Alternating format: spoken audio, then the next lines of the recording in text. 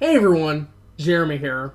The Nintendo Switch 2 has finally been released after much anticipation, and while there's still a lot to be uncertain about with the new system, we can finally get a good look at the console itself. In this video, we'll be giving our hands-on look at the console and giving you our first impressions of the new system. We'll start by talking about the hardware.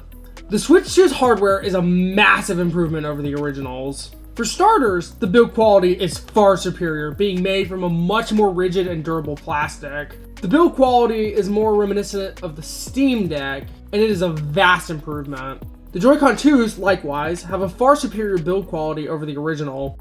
They have more of a heft and less of a plastic feel than their Switch 1 counterparts. Speaking of the Joy-Con 2s, there's a lot going on with these little controllers. The magnetic mechanism that connects the Joy-Con to the Switch, the grip, and the straps works very well. It's as easy as snapping it on and, using a little button on the back, snapping it back off. These magnets are a massive step up from the original Switch's rails, which were very much prone to failure. Another major improvement the Switch 2 has over its predecessor is its kickstand. The original Switch's kickstand was atrocious. It was small and made out of a flimsy plastic that was prone to falling off. It also wasn't adjustable in the slightest, which meant it was impossible to reposition. While the Switch OLED did improve the kickstand, it still wasn't perfect. The Switch 2, on the other hand, has a magnificent kickstand. It's slimmer, more sturdy, and far more adjustable. It's seriously night and day compared to the kickstand on the original Switch, and I'm excited to have one that's finally usable. The biggest improvement, for me anyway, is the screen.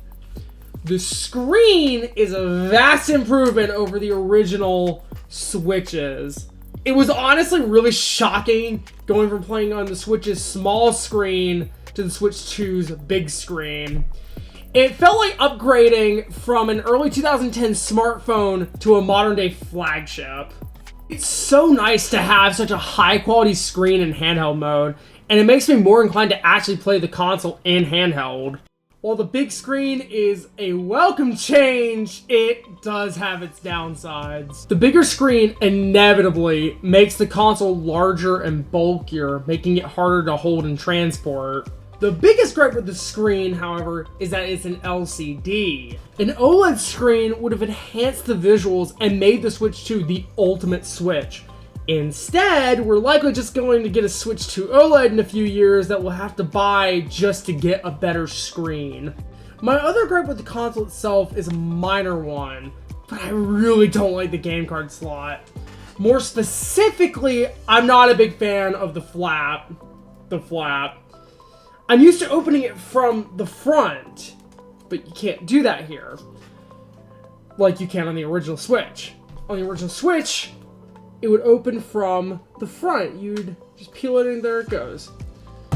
On the Switch 2, it opens from the back with magnets. As you can see, there's a little slot. That slot is how you open it. It makes it more awkward, really, to open this. I'll get used to it eventually, but I'm just not really a big fan. My last gripe with the hardware is with the dock. I really don't like the dock. It's barely just as sturdy as the Switch 1's dock, and the fully removable backplate doesn't win any favors with me. While I think the dock's design is better overall, I wish they'd at least made it a little more rigid. The software, for better and for worse, is very similar to the original Switches. The home menu has been a little more refined, but it ultimately doesn't look that different, which is a shame. There are still no themes, and there still really isn't a way to customize your menus. Furthermore, certain features, such as the trending tab under the user profile, are now gone. While there have been a few things added, like new profile icons, it's still a bummer to see features being removed. Apps, like the Nintendo Switch Online app and the eShop, do run better now, and in the case of the eShop, it is more well organized than it was before. That said, neither app really feels like it has a personality. There's no music, no fun loading screen, anything. It still feels sterilized, just like it did on the original Switch. I wish we could have seen some personality with the menus and applications. It would have given the console a little more character. While there aren't a ton of launch titles, there's plenty for players to play.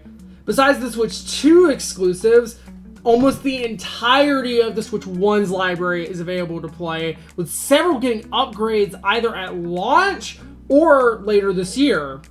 Having this many games to play at launch is great and will definitely tide me and many others over until more exclusives release. Overall, the gameplay experience was great. Games run smoothly with little lag, even games like Fortnite, which have historically run very poorly on the Switch. Now, the game finally achieves a consistent frame rate, features stable graphics, and exhibits minimal to no pop-in.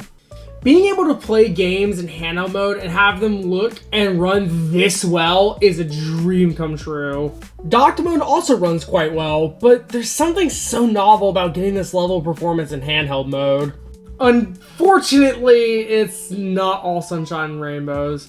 There are a few games that still don't run perfectly. Most notably in my testing, Pokemon Scarlet and Violet had some issues with pop-in. While they do have better performance overall, I wish that we could have seen the pop-in issues fixed in addition to the higher frame rate. Besides that, my only real gripe with the gameplay experience was with the feel of the console in my hands. Due to the Switch 2's size, trying to play in handheld mode for long periods of time can get quite uncomfortable.